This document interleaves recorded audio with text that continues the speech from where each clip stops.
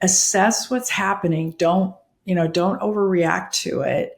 And then begin to understand what's the opportunity, because there's always opportunity.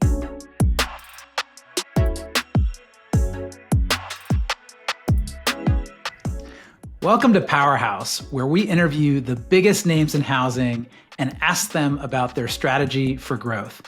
I'm Diego Sanchez, president of HousingWire. My guest today is Sarah Middleton, Chief Marketing and Growth Officer at Supreme Lending. Yeah. Sarah, it's so great to have you on the show.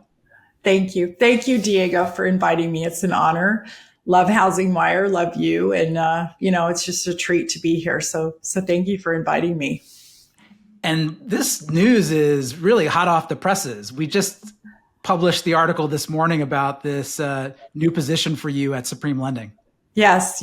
I am absolutely thrilled to be at Supreme.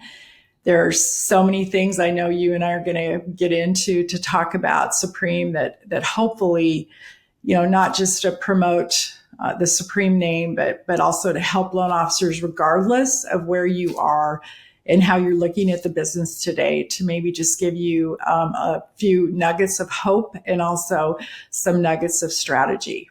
Yeah, and you've really had a good career of rising through the ranks at really some of the best brands in mortgage lending.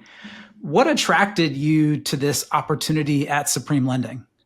Yeah, that's such I'm so thankful. I am so thankful for the journey when I look back, and it's just very much kismet or happenstance, whatever you want to call it, Diego, because I don't know how I was so fortunate to be with great leaders throughout my career, and they all have strengths and things that they do that are just absolutely spectacular. So there's no looking back and regretting any of it. It's just as time goes on, you absolutely get to the point in your life where you go, man, if I'm going to do this, and I've said this over and over, if I'm going to do this at this point in my life, which I want to do it, I love to help loan officers and help them grow. I love to help managers to grow.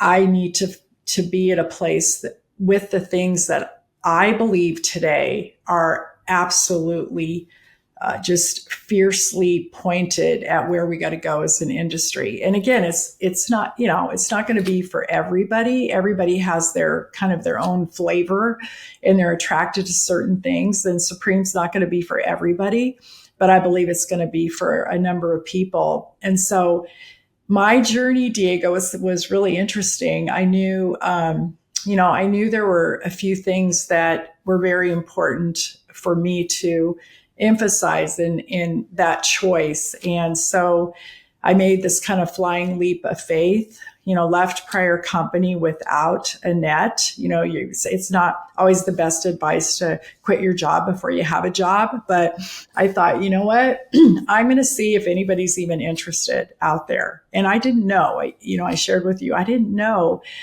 Again, you just kind of wonder, is anybody even going to look up? And it was really very nice, because I had a number of companies that reached out that they were amazing. And I posted it today on Facebook. Like, I was just completely re-energized, just talking to leadership here and there and the things that they're doing. But one of them stuck out for me, and it was Scott Everett with Supreme. I definitely, on my 26-point checklist of what I wanted. 26 points. I love it. 26-point checklist. And they checked literally all the boxes for me. Leadership is everything. And again, Scott's been in the business himself 31 years. Supreme's been around for 26 years. And sure, you kind of look back at these long journeys, and I don't care who you are. I mean, there's naysayers everywhere, right? And there's also positive everywhere. And I just kind of kept digging in on the leadership at Supreme and getting to know Scott Everett. And I was looking for humility. Number one, people don't know Scott. He's very, very anonymous. I guess not anymore after today. So sorry, Scott. He just kind of stays under the radar. He doesn't try to pop his head out and do social media or any of that type of stuff. That was very, very appealing to me. Also, the philanthropic side of Scott Everett in Supreme, they don't put it out there, but I interviewed so you're going to crack up, Diego. I talked to 43 people at Supreme before I made, and I just kept asking the same question. So they interviewed you, but you also did quite a bit of interviewing of them as well. I did every department, every single department. And then I dug even further kind of down the line because I kept thinking somebody's going to tell me something that's not consistent with what you're all telling me. Because you can't hide it for that long. so somebody's, the Columbo thing, one more thing, one more person, I'm just going to keep asking. And I kept hearing that same thread about Scott behind the scenes, how he keeps his word. If he makes a promise to you, he keeps his word. And that was very important to me. I'm a person of my word. If I tell you I'm going to do something, if I tell you I'm going to show up, if I tell you I'm going to create something or build something, Diego, I will die trying. And so leadership, number one, learning about Scott. And then second level, going to the exec team and then down the line to see what level of excellence those people were at. I believe today, again, I know you and I are going to be talking further and deeper about Rocket and what's happened there. Efficiency is everything. It's everything for me. Again, no knock on, bigger companies out there, but I just think you've got to be able to manufacture the process so fast, so efficiently, so spectacularly that if you don't, we're going to lose in this game. So that's one component for me. So that's how I started with this process. I also wanted to know the financial stability of the company and their balance sheet. And Scott, again, he's not going to be anonymous anymore. I just wanted to say, can we get in the ring with the big dogs? Can we get in the ring with the big dogs? And if you want to grow, we got to get in the ring and we got to start slugging it out. And I'm not afraid to slug it out. I love that response. And I think you are absolutely right. I do think it is going to take execution, but also scale. Yeah. And being willing to take market share organically and maybe inorganically as well. And we'll talk about that in a little bit.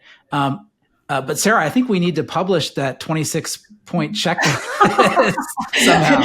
The spreadsheet on my wall going, check. Well, I'm going to keep going. So I'm not going to hit all 26. But the next thing was tech focus. And Scott, a lot of people, again, don't know about Scott, but he's super techy and he's brilliant from the standpoint of he and the team and what they have created going back 29 years. They've created so much of their own proprietary tech, but it's not like a new thing. It's not a new thing. It's things that he's been developing and working on. Now, it's not to say that we're not going to, go out today and look at vendors that are faster, better, quicker, cleaner, all those types of things. But that tech focus, because Diego, I'm terrible at tech. I just am. I mean, you guys were helping me get on the podcast.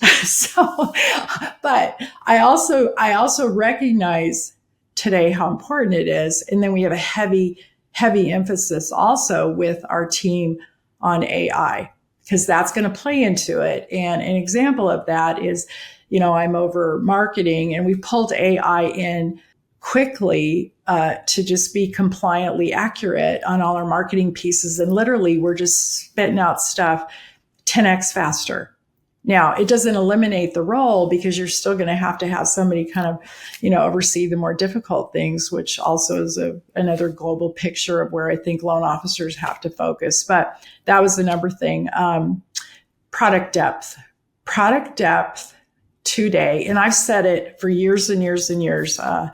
Dave Savage and I are big buddies on this. We align perfectly, but I have said you have to be a loan officer. And again, the consummate professionals are going to, if they haven't already, and many of them have, the top producing LOs, you have to be niche-y.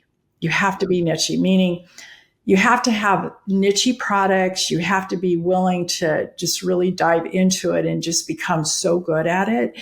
And to me, again, I'd love to hear your opinion too, Diego, because I don't want to just talk the whole time, but I think about, so Scott and this team, they've been at the product game for, again, 26 years.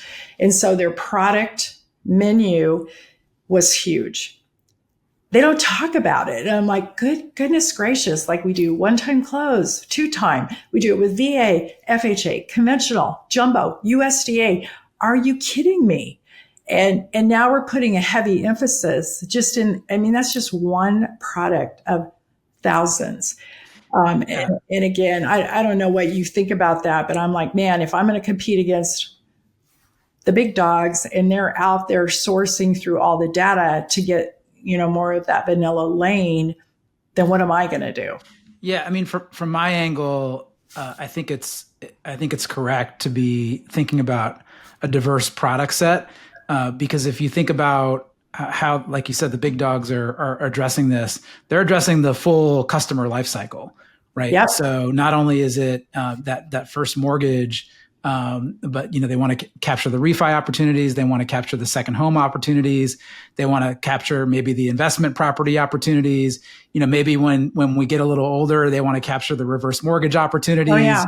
There's a lot of opportunity in the full customer mortgage life cycle, right? Yeah. And so I think a diverse product base makes a lot of sense. Yeah. Next on the list, this seems kind of goofy, but I don't think people think about it, is, Supreme has the gold star of warehouse lines, and they have never triggered a covenant. That was important to me because, again, today you have so many mortgage companies, again, that I don't want to say they're on the edge of oblivion, but it goes back to that capital infusion and having, the cash behind it. We'll see. We'll see what happens this year. So I want to dig in a little bit on what you said about, getting in the ring and starting to duke it out. Because I look like a boxer, right? Yeah, right. But I think it is somewhat true that Supreme lending has been flying under the radar a little bit for the past many years. And that can be a really good strategy because you can sneak up on people. But it sounds like at this point, you're ready to come out of the shadows and really grow and take market share. How are you and Scott thinking about that growth and taking market share? Is it more on the organic side where you're recruiting people or growing your existing sales efforts? Is it M&A? How are you thinking about that growth strategy? Yeah, definitely M&A. Going back to the, triggering of the covenant piece that can get kind of precarious right now. And we want to, again, we're all about that's another thing that I loved so much about the 26-point checklist was Scott doesn't allow, there's just no jerks. So, he's very, very careful about that. But he also, so Diego, don't laugh at me. I am going to use some baseball analogies. A lot of people know my son-in-law is a starting pitcher for the Mets. And I've been on this journey with that journey in baseball with the Mets, with prior ownership to new ownership, and watching that development and what's happened within that culture. And again, what also was on my checklist is I want to run with champions. Not everybody wants to run with champions because it makes you raise your game. And you have to work. You got to work and you got to want to raise your game. And it's kind of like, if I walk out, I don't golf at all. But if I go out on the golf course with my husband, who's a really good golfer, I play really good. Because just kinesthetically, I'm watching and I'm like, man, I should take up this sport, and I'm terrible at it. But, you just play better. Like I want to hang around with you, Diego, because I'm going to be better because I'm reading HousingWire every day. I'm listening to the interviews, I'm doing the things that I'm hearing from the people that you have on. So I want to be around champions. That's Scott Everett. And so every single person that we have leading every department, they're champions. They're some of the best in the business. They're tenured. They've been with him.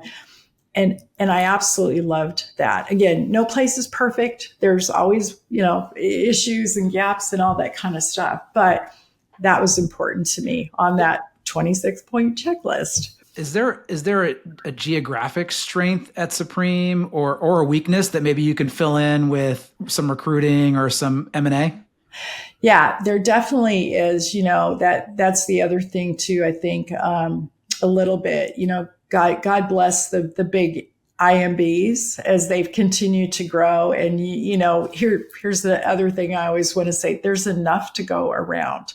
We don't have to bash each other, feed. I mean, there's enough to go around. What I did love about geographically for Supreme is there are gaps. And so that M&A thing will play into this because there's so many areas that we are just not in, where an M&A has, we're starting to get quite a few M&As that we're talking to, and we'll fill that gap in those areas. And it won't be a crossover or a saturation. Sometimes people think, there's too many people in this area. And so that's a big push for us as we're looking at these M&As. Very interesting. And as you think about surrounding yourself with champions, what kind of LOs or branch leaders would you like to recruit to Supreme Lending? Yeah. So something else that was very important to me, Diego, and again, there's space for all of it. There's space for retail with a regional, and the branch manager. I personally, this is just me. And like I said, this isn't for everybody, but we definitely have a focus on what I will continue to call the branchpreneur. I know. Do you like that? I do like it. Yeah. And so Scott, Supreme have always been a P&L company. And that's what I grew up in. That's what I grew up in the industry in. That's where I cut my teeth and then went on, throughout my career in that P&L area. And I just believe today, with margin collapsing, all of the different things that have happened in our industry with, the bloat of costs, that you have to be lean and efficient and not too layered up. So from branch to corporate, and that corporate support has to be stellar. But again, it's not for everybody, because to be a branchpreneur, you have to be an entrepreneur a bit. You have to be able to, really kind of understand a P&L. And again, to me, there's so many loan officers out there that are really, really good at managing expenses, running their business, staying efficient, not overbuilding their team. And to me, that's the perfect person, not everybody, but to bring them into that branchpreneur and really teach them how to run it. And it doesn't limit their income, Diego. They can kill it. They can kill it as a branchpreneur. That makes a lot of sense. And as you think about some of the things that are happening on the real estate side, there's the recent NAR settlement, which changes buyer's agent compensation and the way that works. It seems like there's a lot of mortgage companies and branchpreneurs that are trying to get to the home buyer first. Yeah. Right. How does Supreme Lending look at realtor partnerships and lead generation in general?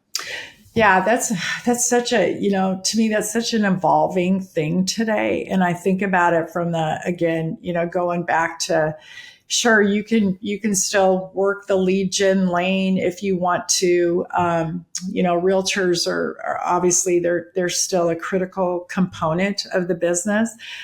However, again, I'm going to go back to riches and niches, but I also would say niches have to expand from your referral based too, meaning financial planners. That should be one of your pillars.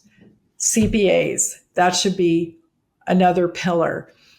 Going through your database and working your database. Again, I think loan officers are missing it today if they are not being the mortgage wealth advisor, as I'll call it. Again, Savage and I are, we've been friends forever. And I talk about that all the time. Like, people say, oh, nobody wants to get out of their 3% interest rate. I'm like, are you kidding me? We have 1.7 trillion in credit card debt. We are blown up on car loans, and you do that blended rate. And, some people are catching on to it. And we have families that are growing, or yes, lives that are changing circumstances, yes, right? All the time. Yes. And, and again, we have a first position HELOC, that we have here at Supreme, like those specialty products where you can change a family's life if you become that mortgage wealth advisor. How do you think about LO training when you have such a diverse product set? Yeah. It can be a little bit overwhelming to learn about all those products and to be that, kind of mortgage home wealth advisor. Yeah, so I'm over training here at Supreme. I'm also over onboarding. That is another passion of mine, Diego, that I think, again, I'm maybe old school, but, I grew up in a time in the industry where you studied your guidelines every day. You learned a little bit about product every day. And then, you watched the top people that were doing product in a specific area, and you emulated, and so from a training aspect, I'll give you an example. We just put together a certification for all of our loan officers that actually happens today at 2:00 on one-time closings, and they'll get certified. It's basically an hour-and-a-half training. We have one of the top guys that he just got here too, Joe Jensen, and he's incredible in that construction area. And so I think you have to also be willing as a company. Here's another thing that, playing with the big dogs. Okay. Are we ready to go out and get a Joe Jensen? Are we ready to go out to get the number one reno person in the United States? Are we ready to go out to get the number one VA one-time close guy? I mean, that. Are you ready? Oh, yes, we are. Oh, yes, we are. Yes, we are. Because guess what? They'll come in and they're always, the thing I also realize is, like, top people, for the most part, they want to give away their knowledge. They want to, because they know if they help others, they're blessed because of it. And they also understand, just because I give it away doesn't mean anybody's going to do anything with it, because they have a work ethic champion. I go back to the word champion, that they know nobody's a threat to them. So yes. So today that happens on doing that in-depth training on the one-time close. And then we'll have the 2-time that'll roll out. And yes, one of the top VA one-time close guys we haven't announced him yet, but he'll be here soon. Nice. So if I'm a branchpreneur or a really good LO, what are you going to talk to me about in terms of the perks, benefits, and platform at Supreme Lending that's going to attract me to join the team? Yeah. So Diego, I believe in the saying, you have 2 ears and 1 mouth. And I would say back to you, so we can have fun and role play a little bit. I would say to you, Diego, tell me, and this is always my favorite. I always want people to tell me their story and tell me what their dream is in the business. And it doesn't mean that we can always fulfill it for them. But if I listen to you and I just don't throw, everything and anything that Supreme offers onto you, you're going to tell me what you dream about in this business. And I feel like that's a question that maybe you've been asking for a long time. Yes. And it gets you the kind of response that you want in order to have these recruiting conversations. Yeah. And typically people will tell you, Sarah, I do love being a loan officer, but I want something more. I want to be able to coach women. I want to have that kind of that direction where I can help and I can coach. And yes, that'll be something that we will be bringing in and launching at Supreme that they don't have currently. That's also a passion of mine. That's just one example. Or the gentleman that I was speaking about that is an incredible one-time close guy for VA. He said to me, Sarah, I want you to help me to triple my business. Okay, well, I have some questions for you. Are you doing this, this, this? Oh, okay, you're not. How about if we get you with our marketing team and we set up a plan for you so that we start to put that together so you can get out to your network. I mean, the guy, it was so interesting to me. He wasn't working his database, something so simple. And I'm like, what? Okay. You're a veteran yourself. You're working primarily VA loans, and veterans know veterans who know veterans who know veterans. So let's figure out how to kind of mushroom that referral system. It's so interesting how a lot of times the response you'll get to that question doesn't have very much to do with money. It's more about other aspirations. Obviously, if you triple your business, you'll make more money. Yeah. But it sounds like they just want to grow. Like they're excited about growth. Yeah. And again, I think today, I'm going to throw back to way back. People panic when big shifts happen in the industry. They have a tendency to get constricted by fear. And Diego, when I look back, and again, I made a ton of mistakes, and I certainly haven't done everything right. But I've learned so much through I call it failing forward, through my failures. But when I look back at the different times in the industry when rates ticked up, they ticked up in 96. They went from 6% to 8% in like an hour and a half, right? And everybody freaked out. Everybody just stopped in their tracks and the world was over. But if you I always say this, practice the pause, take a step back, assess what's happening. Don't overreact to it. And then begin to understand what's the opportunity, because there's always opportunity. Yeah. So here we have Rocket, right? With Mr. Cooper in Redfin. All right, everyone calm down. Step back. 1 in 6, they're going to take out a bridge loan of $5 billion, right? Now they've just gobbled up all the sub-servicers. All right, I don't know the answers yet, but I'm just kind of stepping back going, I think there's going to be a really cool opportunity here. There's always opportunity, regardless of what's happening, if you can just start to assess. And then you look at where are the openings for me? And I'll take you back, countrywide. So they were 1.3 trillion in servicing in 2006. And I remember everybody just saying, and I'm sure Diego, you remember this too, like everybody thought countrywide was just going to take over the world. Mm-hmm. Well, many times, I'm not saying this about Rocket, they do a great job. Dan is, they're incredible, but sometimes you get too far over your skis, and then either government regulation comes in, things start to happen. Well, there's an opportunity in that. And that happened with Countrywide.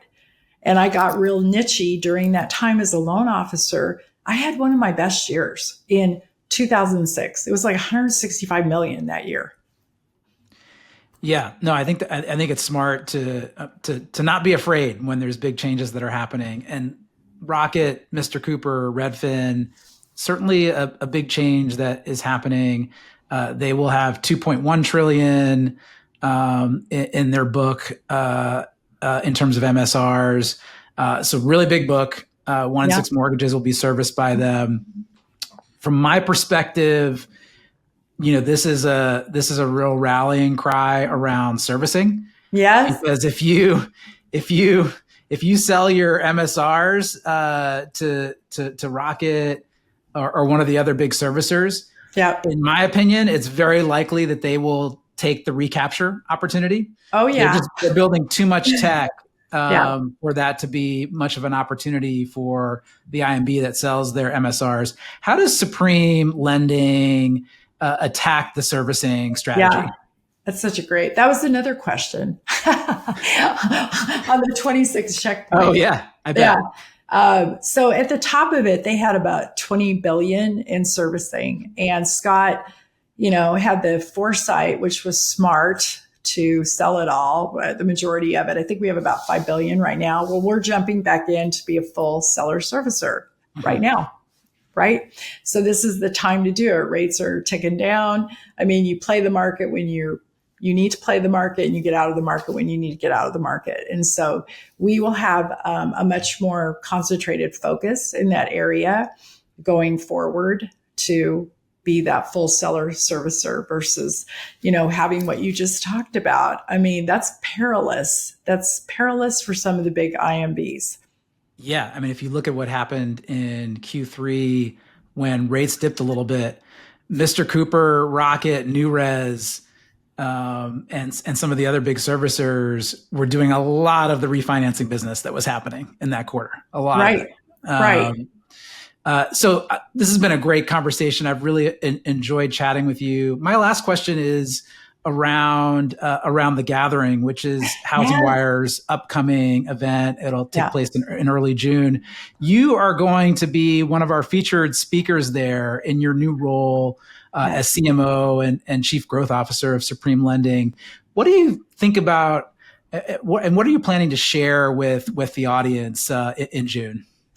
Well, so it kind of goes back to, a lot of what you and I've been talking about. First off, and not to plug you, Diego, but to plug you, I hope, everybody shows up for it, because I think there's going to be, as this time goes on and we get into summer and we're together in June, I think there's going to be more strategies that are going to emerge with what's happening. And it's absolutely my focus to, my why. And I said this earlier, my why in life and business, and another checkpoint for me here at Supreme. We have one core value, just one, and it's to enrich the lives of others. And so every single thing we do, and it's how I try to live my life. I'm not perfect. I'm human. Again, I'm as broken and messy as the rest of us. But everything I try to do day in and day out, like, I want you to walk away from this conversation, Diego, going, you know what? I'm better because I got to talk with Sarah. And every person we come in contact, everything we do, I want people to walk away going, she helped me. That's the legacy. That's my why, is my family, my husband, my grandbabies, my friends, my work coworkers that I'm around. I want to help people. And if I can figure out even one little strategy that I can share at the gathering to help one loan officer, one branch manager, one whoever out in the audience, and they come back to me a year later and said, man, Sarah, that one thing you said to me, it changed my life. Thank you. Then you go, you know what? It's all worth it. It's worth it. Yeah, that's amazing. And I feel like that is the vibe at the gathering. People are really there to network and learn from others, but also share their values and to give other people there a return on their investment in coming to that event. So I love hearing that. Sarah, it's been really great to catch up with you today. Congratulations on your new role. And I look forward to watching you be really successful in it. Yeah, thank you. Thank you so much. I appreciate you, Diego. And thanks to HousingWire. You guys are great.